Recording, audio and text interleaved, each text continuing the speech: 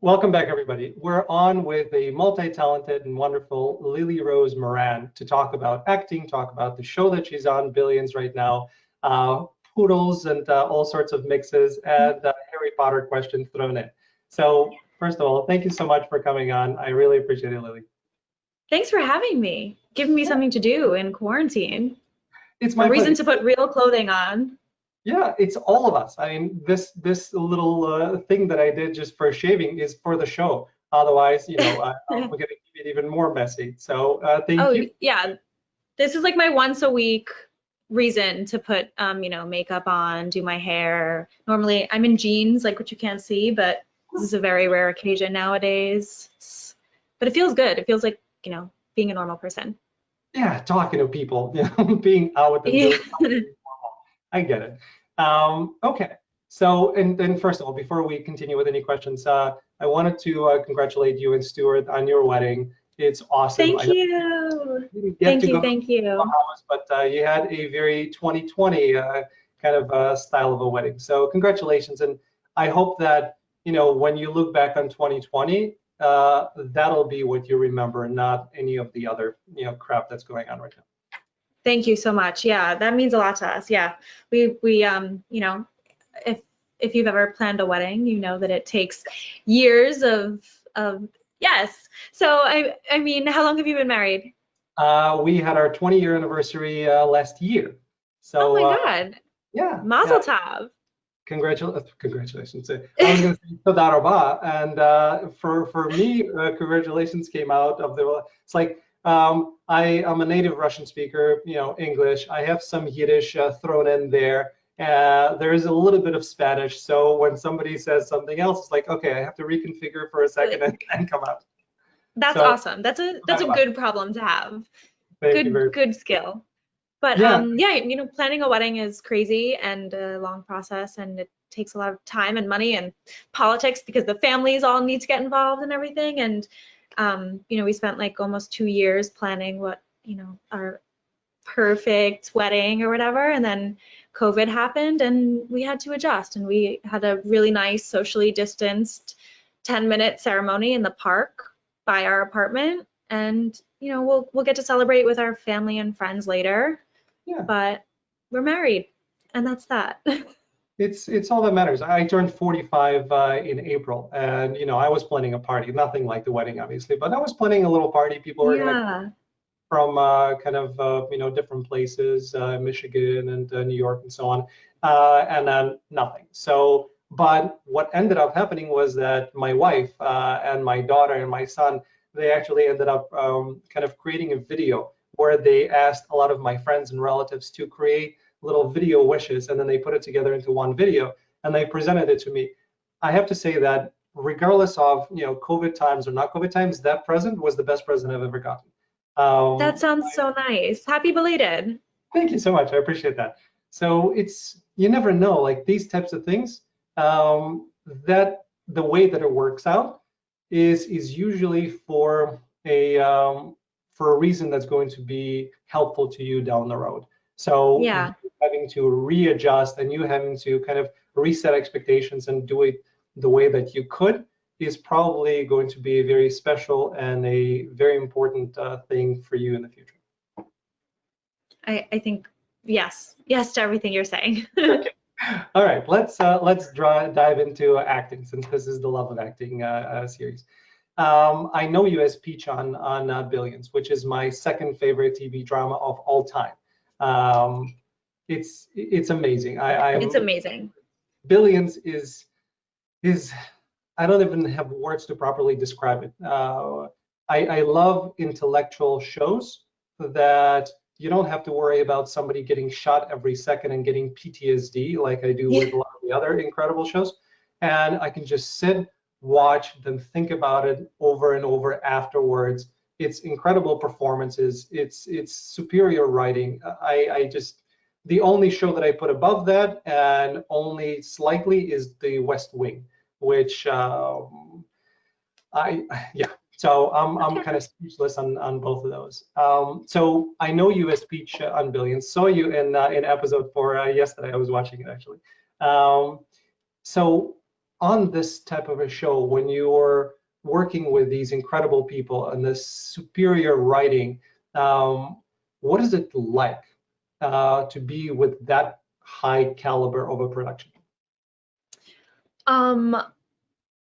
It's amazing. I'm not, it's so inspiring to be around these people that are so talented, and I've, you know, obviously looked up to them in my career and in my aspirations, and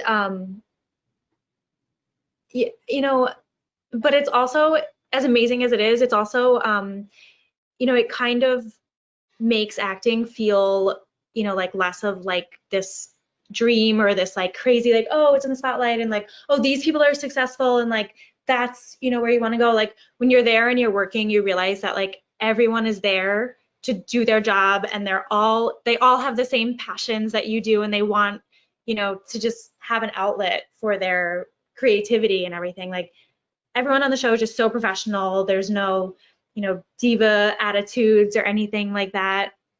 It's just, it's really incredible to be around and to see these people, you know, perform, get to, you know, getting to be on set when they're performing and stuff is inspiring. And it's also, you know, like, oh, like I can do this. Like, you know, all of us, we can do this. We're here, you know, it's great. And that's actually great to hear, because you know I'm an up and coming actor. I don't even have a co-star, you know, role to my name as of yet.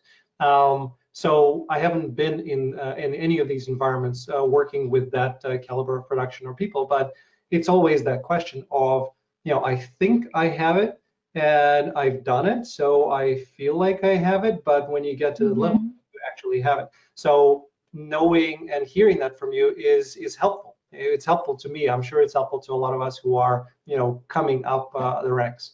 It's great to hear. Yeah. You know, I think also there's something about just being on a professional set, you know, not Yeah. like I said, with that much money behind it, that you it makes you more comfortable on the set, and being there every day and just seeing it, it becomes, you know, like when you're working on your audition technique or whatever, and you're, you know, doing on camera stuff, like you just get more comfortable with it. And that's definitely, you know, an experience that I've had on Billions, just becoming more comfortable with everything. And that allows me to just be more confident in my own work outside of what I'm doing on Billions. You know what I mean? Because I'm like, I got this. Like I can do it. I've been there in the room. I know what's going on. Perfect. Yeah, it's a very important step. And again, you get to work with um, what, you know, many, including myself, would consider to be, you know, some of the greatest actors of our time. You get to work with Damian Lewis. You get to work with Paul Giamatti. I haven't rewatched every one of your scenes to see if you've actually been in any scenes with Paul. I know you've been with Damian. I know you've been with Maggie Siff, with Asia. And you certainly have some scenes with my favorite uncle and an incredible actor who I adore, David Costabile. So seeing them in their world, in their craft, I know you said that it makes you feel more comfortable and confident in your acting abilities, but were there any specific acting things that you were able to pick up that now you're integrating into your own way of acting or approaching a role? Yeah, you know, all of these actors, oh, sorry. This, by the way, this is Ramona. Hello, Ramona. And if she sees dogs outside, she will growl at them. So sorry for the growling. No, my buddy is downstairs, and I don't have it in the room during the interview because it'll just be barking. Yeah. So I get it, and That's, no problem. We love it. that's the nice thing about having an upstairs, a downstairs. I'm in a one-bedroom New York City apartment, so there's not much room for distancing. No worries. But I'm sorry, you asked, The oh, if the there's thing anything I you was were, able to incorporate. yeah, kind of integrate watching them and their process. You know how that helped you grow as an actor. I think the biggest thing, honestly, is their confidence in the way that they work. And that's something that I've struggled with as a young woman. And I think especially in our industry, you know, you're told to like do it this way, no, do it this way, and don't do it this way, and you're always trying to like please everyone else, and sometimes your own decisions can get lost in that, or at least that's the experience that I've had in my acting training and stuff. And I just see all of these people come to set and they make these decisions in their performances and whatever it is. And then, you know, if a writer or a director gives them a note, there's no ego behind it. There's no like, you were wrong about this. It was like, hey, that was a great decision. Let's try it this way. Let's do it this way. And then they take the note and they make the adjustment and move on, and that's it. And it's like refreshing to see, because it just like confirms for me that, like, you know, it's never been personal or anything. If somebody tells you to do something differently or anything, you know, it's like, oh yeah. Good. Yeah, because thank you. That's important as well. And seeing that, you know, them at their caliber are doing the same thing that all of us are doing. They're doing Right. better and they have a lot more experience at it, but they're taking notes, they're adjusting, they're kind of searching. All of Yes. that is very cool. You've mentioned you know, acting, and you've worked with a lot of people, you've trained with a lot of people. Anthony Apson is somebody you train with quite a bit. What is it Yeah. with the approach that kind of helped you grow and expand as an actress? Well, he is just one of the nicest human beings that I've ever met, I think. But um, you know, he kind of has this approach like, yes, you know, like training is great and everything that you've, you know, tried so hard to put on. And he worked a lot with me with accent reduction. I'm from Long Island, and when I was auditioning for college programs, I was like, hey, I'm here to audition, like, you know. So I needed some work with that. And but he, you know, he's like, okay, great, like take all of that. And then he's like, okay, and just like let it out. He'll have you read scenes from like the floor. You know, he'll just be like, okay, like put it in your body, like let it go. Do, you know, like be you. He really gets to like the root of what you're doing rather than just like the performance. If that makes any sense, you know, like Yeah, it does. I think again, the best acting advice that I've ever gotten was from somebody who's not an actor at all. And when I kept on saying, well, you know, I'm going to try this character, and I'm doing so much research, and I'm creating all these backstories and everything else, and she just looked at me and said, Alan, you know, and this is a friend of ours, Ina, by the way, is her name, and she said, Alan, just be you. Watching you is interesting. And I'm like, yeah, that's it. And that being yourself, and then finding yourself and parts of yourself in the character that you're going to be playing, and having that marriage between the two, that becomes a much easier path, as opposed to saying, okay, somebody completely different. I will have to go and try to figure out what would they think and how would they react and what is their body like. No, find right. yourself in it and then go from there. Yeah. Yeah, I think, and you know, there are like great things in every kind of acting teaching, and I think everything is worth learning from and pulling from. But like in my entire life, I find that, like, you know, being like in the moderate section of either one, you know, like not taking anything to too extreme, just kind of, you know, being like, oh, I like this that I found from this, and I like this that I found from this teacher, and I'll keep this right here. And you keep like all those tools and, you know, mix them into you. And I don't know, Yeah, I think that like gives you the most authentic version of your acting. I think so too. Any teacher, and it's not just about acting, but any teacher that says my method is the only method, usually it's a teacher that I go bye-bye. There's no one truth. And it sounds weird because truth is truth, but everybody has their own perspective of it. Everybody sees their, you know, vision of what that truth really is. And Right. everybody is right because it works for them. But you have to find something, like you mentioned, that works for you. So Exactly. things and let it kind of all, you know, dilute into whatever it is that, you know, you're going to be doing at any moment. It's very cool. Yeah. Nice. So again, you've done a lot of scenes in Billions. So going back to Billions for a second, you've done scenes. You've done scenes where, you know, like the last episode, you were just walking by and you're in frame for, a half a second. I actually had to pause and go back. I'm like, hey, that's Peach. I see. And then you've done other scenes where it's actually talking, and you're in there throughout quite a bit of the episode. As an actress, as somebody who's already shown, hey, I can do this, and I'm good at this, and I'm talking, and it's not just a little 5 and under type of thing. And then in an episode, you're barely seen walking by.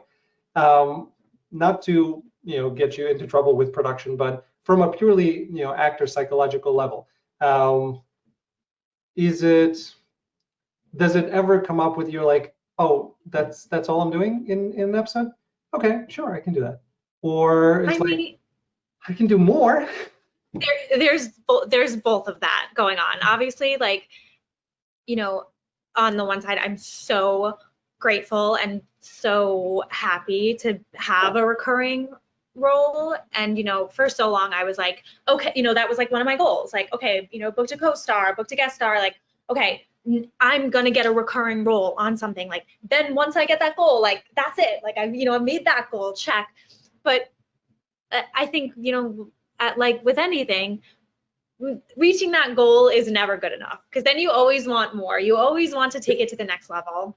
Yep. And I'm so grateful for any time that I have on Billions, or any show. But yeah, obviously there's part of me that's like, I want to be here. You know what I mean? Like, I think I wouldn't believe in myself if I didn't think that I, could do more. That's good. Yeah, definitely. It's because from me personally, I love Billions. I want to be on Billions. And there have been many instances where, hey, you want to be an extra on Billions, you can go here. I refuse to be an extra, and this is not an offense to anybody who's doing extra work. It's not what I want to do, and I don't want to be seen in that world, because I want to at least have an opportunity to maybe appear on Billions in something that's more. So that's kind of where that comes from. Of, hey, I've done this, I've done this, I've done this, I've done this. Can I go for that, or I'm okay? And I was just looking and doing some research and kind of looking at your scenes. I was thinking, if I'm in that place, would I psychologically say, okay, I can walk, but can I do something else? And then what would I do? I obviously would not be talking to any of the writers saying you should write something. So it was, that's where that question kind of comes from. And I guess it's just, hey, come in, do your job, be you, and hopefully they do something. Sarah Savini, who's an actress on Empire, mentioned something yesterday, which was awesome. And when they brought in Forrest Whitaker onto the show, and they basically told her in that show, hey, we're going to bring this character. Think of him as kind of the Quincy Jones. And she just naturally said, And that one look, that one little eyebrow raise, that one little natural reaction, one of the writers noticed and said, oh, okay. And that gave her an arc, because they wrote it where his character is going to be now with Sarah's character, who's going to have a crush on him. And they wrote it. You really have no idea. So it's like, what do you do? You're not going to talk to the writers. So basically do your job and hope. I don't know. Yeah, I mean, I'm more of like a keep my head down and like work hard and, hope that things work out in my favor. But, even just having a few lines, in an episode, it's more than I was doing a few years ago. And if I would have told myself a few years ago, like, you'll be doing it, it's going to be like, I would have been like, yes, I've made it. That's it. So like, you have to be grateful for what you get, but also just keep working hard and, know that you can do more. Yeah. I'm definitely not like, this is me, this is what I can do. Like, I know that I'm capable of more, but. Yeah. And so do they, because they've seen you and they know that you can do it and you're still there. So, it's all about them figuring out what they're going to write and what they're going to spend time, because Yeah. everything has to move the show to where it needs to go based on the writing. So cool. Last question of Billions, and then I want to get into other stuff that's interesting for me. I actually just, you mentioned about like doing extra work, and I don't know, my process of getting on Billions was very unusual, actually. I was, it was like my manager submitted me on Actors Access, and it was kind of like an open type of call that was not just like specifically the casting director was doing it. It was like, okay, this person is written into the script as a secretary. They have lines, this season, but we're not really sure how many lines or when the lines come or whatever. And basically you'd have to be like willing to work as like background almost to be established in the office. Yeah. And so, they're like, okay, whatever. So I went to the first audition, and the first audition, like so there weren't even lines written for this character. It was like, it was like, hello, like I have Taylor Mason on line 2 for you, with a phone and stuff, like really basic stuff that was just, anybody who's spoken on a phone or worked in an office or, like could have nailed these lines. And they're like, okay, whatever. Got booked it, obviously. And I worked for like the 6 or 8 episodes, like, almost a full season before I had my first line. So it was interesting. And I've never, I know that's like an unusual thing that happens, and I'm not sure if that's like unique to Billions, or, each show has their own different way of going about it. But everyone who I, tell about my experience is like, oh, that's so interesting. Like, I've never had an audition process like that or anything. Yeah, and I actually want to dive into that for a second, but there are stories, right? There are stories from actors who went and they did some extra work, and then they became a featured extra, and that kind of launched things for them. It just Megan Fox, right? Yeah, and that's like her story. And me personally, I know that I've heard so many times, yes, that happens, but it's 1 in a million type of thing. And more often than not, you appear, you're in the universe, you're in the shot for the next year or 2 years, you can be there. And I don't take that chance. So I always want to shoot for where I want to go. But getting back into your interview, I remember doing acting workshops, and I take a lot of workshops because it's interesting to kind of speak to people and get different perspectives from casting directors, from acting coaches. And one of the workshops, the scene that they were doing is a secretary answering the phone. And before I get into kind of some of the stuff that they were talking about, I want to hear from your perspective. When you were doing it, did you come up with any backstory? Did you have any buttons? And by buttons, we're talking about acting buttons, not a button that you would wear. Did you have any kind of thing to it, or it was, hey, Taylor Mason's online too? What was your approach when you had that audition? So, I think that auditioning for co-stars is like the hardest thing, honestly, because I know, your job is to move along the story. Like, even now on the show, a lot of my things are like, we have a situation, like, I need to tell you who this is. I'm introducing the audience to this person so they know what's going on, kind of thing, which doesn't leave a lot of room for shining or being a character or anything. But I do think you always have to I'm not saying like, be like, I have Taylor Mason on line 2 for you. Like, I mean, no, don't, but you need to be you in all of your auditions. And like, even, one line can deliver like, hey, how are you? Like, can show who you are as a person. Like, you can say that a million different ways. You can read it a million different ways. And it's important to make those choices for yourself going in, and definitely like have your buttons, like know where your eye line's going to be, know what your ending is going to be to it. Think of a way like for you to stand out. Like if you get a note, like, okay, can you do it faster? Can you do it whatever? Like, take those notes, run with them. But I think you have to it's a fine line that you have to walk of not being too over the top when you're doing a co-star audition, and still being you, still being authentic to who you are, so that you shine through that line. Yeah, it makes sense, and that's more of where I am now. When I was taking that workshop, I remember it still being in the, hey, I didn't, at that point, I didn't even realize or I didn't know about co-star, guest star, kind of the types of roles.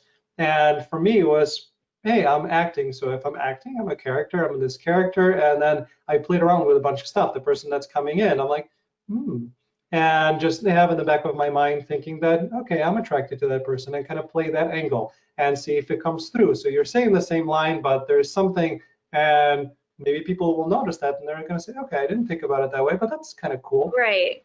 The other person basically, just had the phone, next to her ear all the time, saying, yep, okay, good. And whereas I was petrified by making that choice because my eyes would not be there. And I'm like, hey, you need to see my eyes. How can I be here? She disregarded it. She was just, hey, yeah, I'm here. And then she kind of, took a break, looked up at you, and went back. And that was really believable. So it's very interesting to kind of watch different people work. And in that particular workshop, the casting director said, hey, guys, nobody picked up the phone. Right, you're a secretary. You're working in a computer. Somebody comes in. This is something that happens 1,500 times in a month. So this is normal for you, right? So you don't have to have a big reaction to anything unless there's something like, okay, and move on. So whatever it is, like you can make a choice, but it has to be based and grounded in reality of your profession. You're here, okay. Yeah, totally. So I think that's something that's like hard for actors to learn too. Or I don't know if I'm just generalizing, like, but like, especially coming from a theater background, everyone wants to be like, oh, I need to show myself. I'm going in, like even if you're only going in for that one line. And I think that there's a time and a place for that. And maybe that place is in a workshop and not necessarily in an audition or whatever, because yeah, like, you need to understand the part of.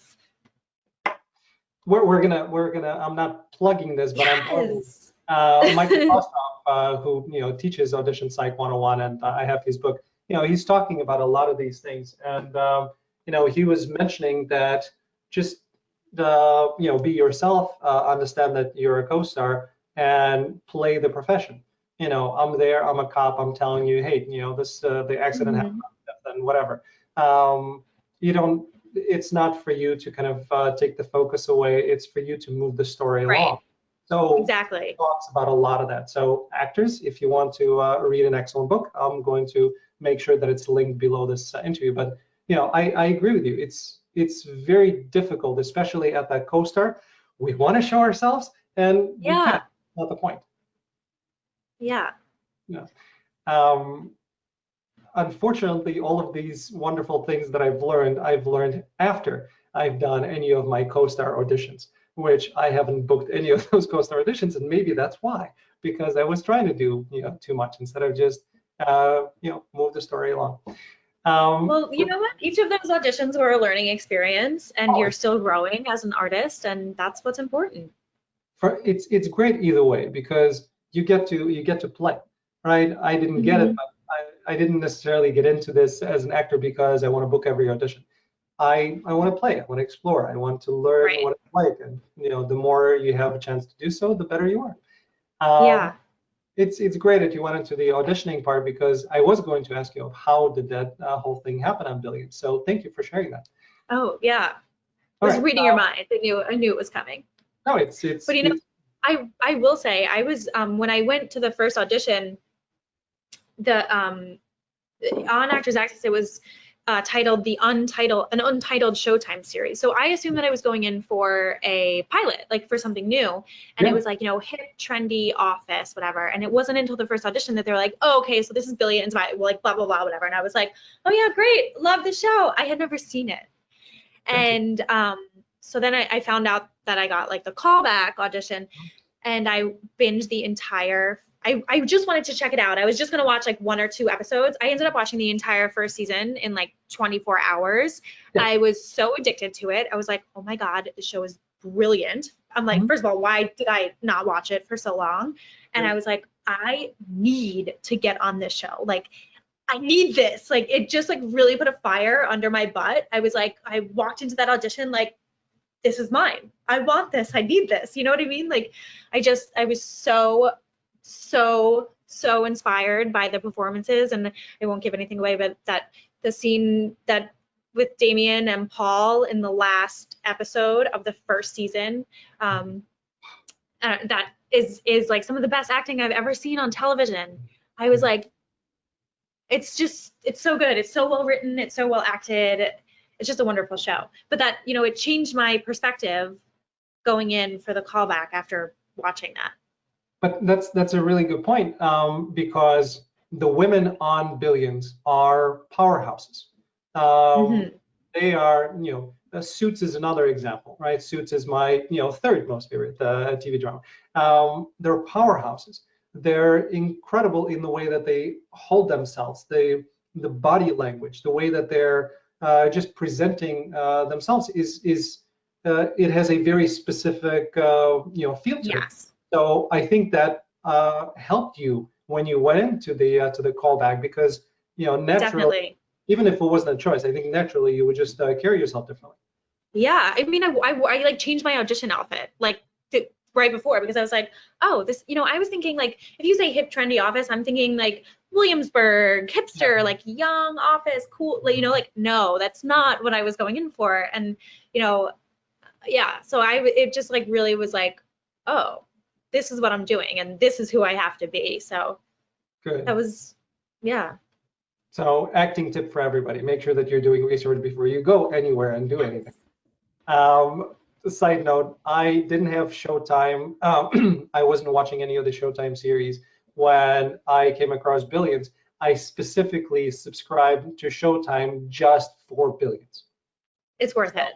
Yeah, to me, it's worth it. And I actually was having a conversation with somebody else. I'm like, did you watch Billions? They're like, no, I don't have Showtime. I said, get Showtime. It's worth it just for Billions alone, plus all the other awesome shows that they have.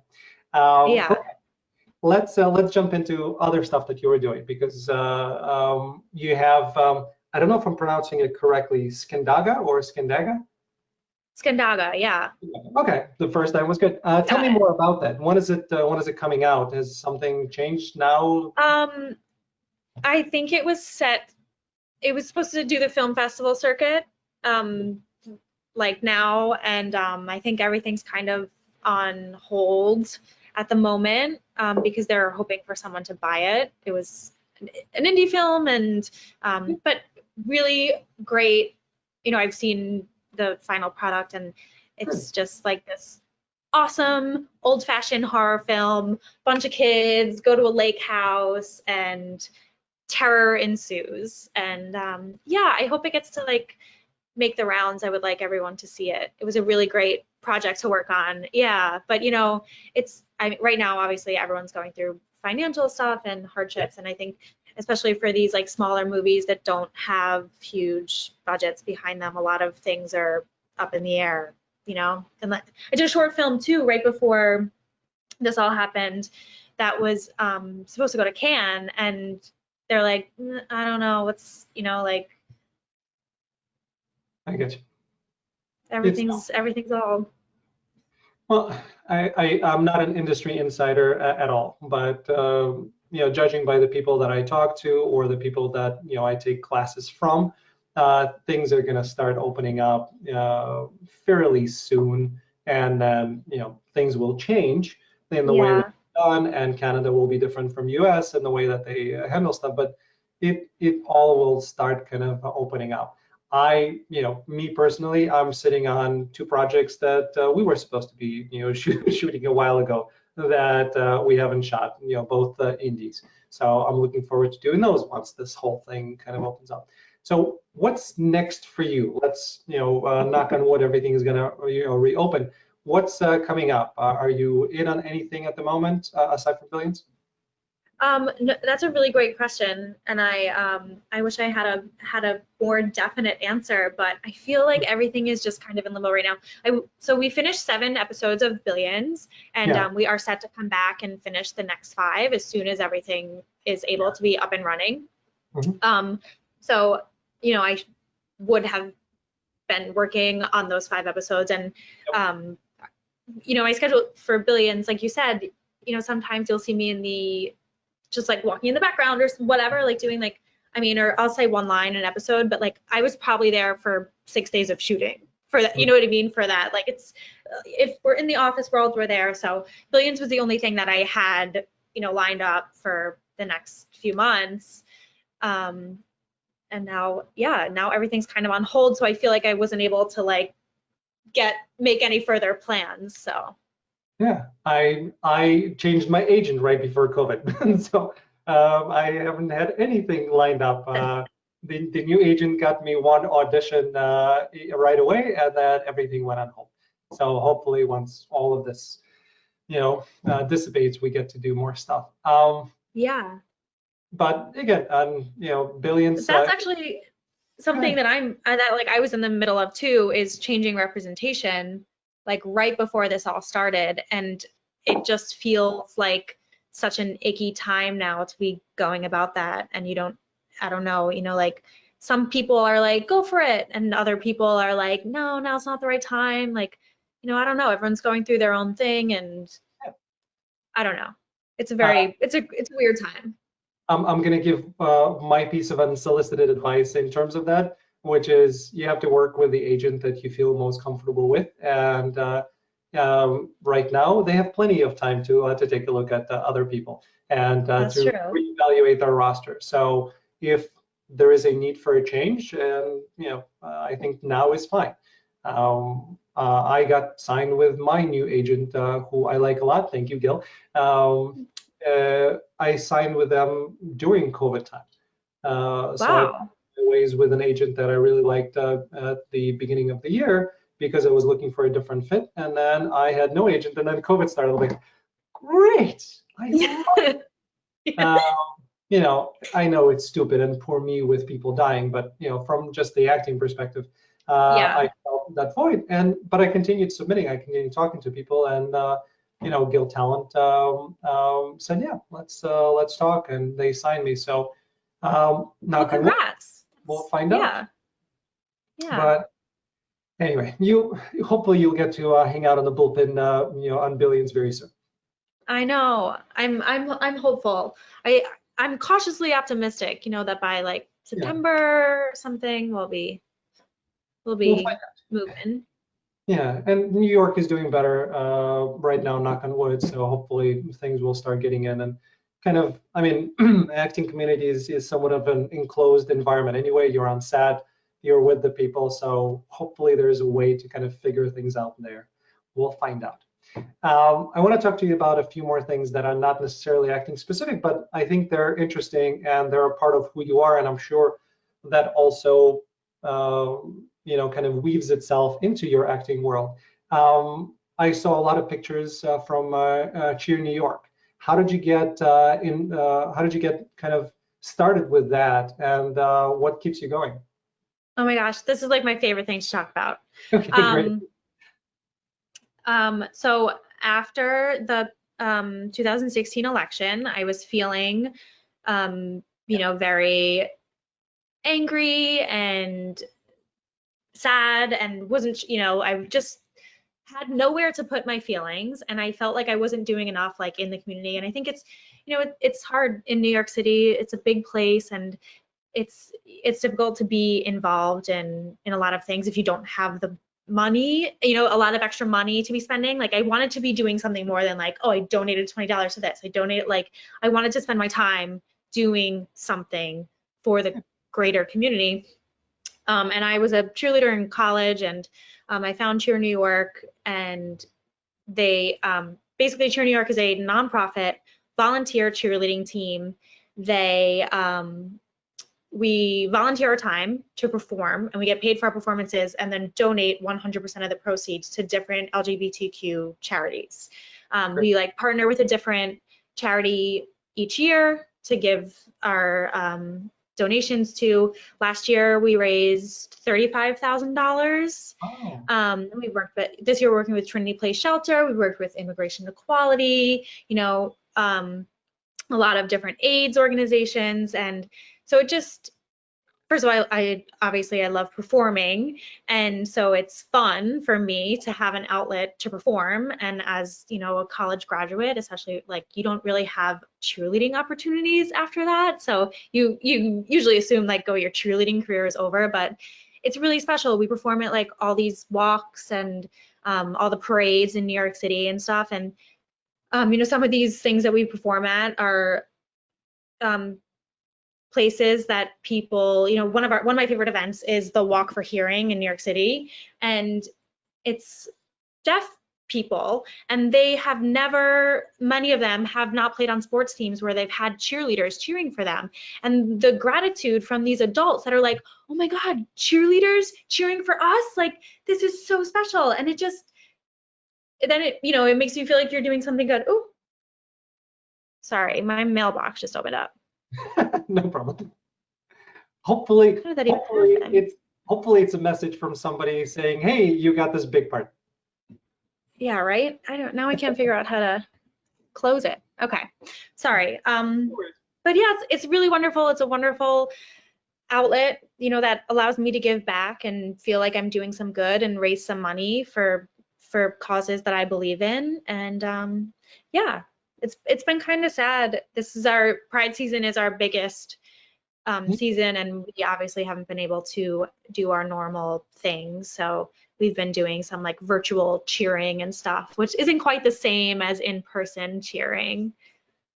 But that's great. I'm very happy that you're doing that. That's a great way to give back, and I appreciate the causes. We will link Cheer New York below the video, so please go there, donate, you know, support any of the. Yes, please. Yeah. Few more questions, and I know I've taken a lot of your time already, but I know you're a Harry Potter fan. I know you're a Schnoodle fan. So if we were to think of who from the Harry Potter world, which character would be best suited for a Schnoodle? For Schnoodle, um, it would have to be like a Weasley twin, honestly, because they're so sweet and good-hearted, but also like mischievous and too smart for their own good, and they like know how to Yeah. get away with their mischief because they're smarter than you, like, kind of thing. Yeah, this Ramona is this is my Schnoodle. And she's just the sweetest little girl, but she also like is very smart, and she knows she's smart, and she'll tell you what she wants, and if she doesn't get her way, she'll let you know she's unhappy about it. Yeah. Very cool. That's a great answer. I was thinking myself of who I think would be a great fit, and I think your answer is definitely better. Who would you think? You know, the first thought was Hermione, but I don't know. I mean, Hermione, you know, what I know and what I think I know about Hermione, she's going to be really busy. So will she want to actually have a dog to take care of, in addition to everything else that she's going to be doing? So I kind of started going that route, and then I thought, I don't know, you know, maybe Ron, because Ron, you know, would need, he wants friends and he wants somebody to love him. So I thought maybe Ron, but I like your answer a lot more. So Yeah. I But you love know, it. I am a total Hermione, so I guess. Yeah, I thought there's certainly some resemblance there. So yeah. What's your favorite magic word? My favorite magic word? Magic spell, yeah. Mm, I mean, I don't know if I have a favorite, but like, you know, Wingardium Leviosa is kind of like everyone's Yeah, favorite go-to, I guess. perfect. Okay, I don't know what the magic word would be for ending this on a beautiful note and having all sorts of fireworks up in the sky. Maybe illuminate or something of that perspective. But there's one question that I ask everybody. Lumos. Lumos, there you go. Actually, hang on one second. Where is? No, my wand is in my car. I went to Harry Potter World. Of course, I bought a wand, and I chose my wand, and it chose me, and I have it in my car. I don't remember why I have it in my car, but I have it in my car. So I was going to reach, under my, mantle where it used to be and, show it to you, but I'll have to just take a picture and put it on Instagram of my Harry Potter one. Yeah. So the one question that I ask all of the actors is, if you had a chance to speak to a young acting version of yourself, what would be one piece of advice that you would give to them? I know you're very young as is, but actually, I'm just going to leave it at that. What would be a piece of advice coming from where you are right now to a younger version of yourself? I would just tell myself to believe in myself more, and trust your own instincts, Mm-hmm. and that it's okay to struggle, and it's okay to have to work hard for what you want, and don't let that discourage you. And yeah, I feel like that's that. I talked a lot earlier about gaining a lot of confidence Yeah. from being on the set of Billions and stuff, and I wish that's something that I could have just been like, oh, do like, duh, just be more you, be more confident, be more. But I think it's something that like learning that lesson and growing in that person is like part of what makes that so special and gives you that ability to have this perspective. You know what I mean? Like, I wish I could tell myself all those things, and hindsight is 2020, but at the same time, like the journey of getting to where I am now has made me who I am now, and I think that who I am now is going to take me to the next level in my career, and the next level, like. That's perfect. And again, who you are now and who I've seen you on Billions is certainly good enough. Is certainly at the level where you can continue and you can go farther. So congratulations on what you have achieved so far. We wish you the rest of 2020 to be better in certain ways at Thanks. the beginning, and to continue the beautiful thing that you started with Stuart. So Thank you. thanks for coming on to the show. I really appreciate your time. Thanks for introducing us to your Schnoodle, and hopefully we'll talk soon. Yeah. Have a good day. Thank you, and thanks to everybody for watching The Love of Acting. Please take a look. We have lots of people that we've interviewed. We have lots of people who are coming up. Please like, subscribe, share, and do your thing, and we'll see you very soon. Thank you.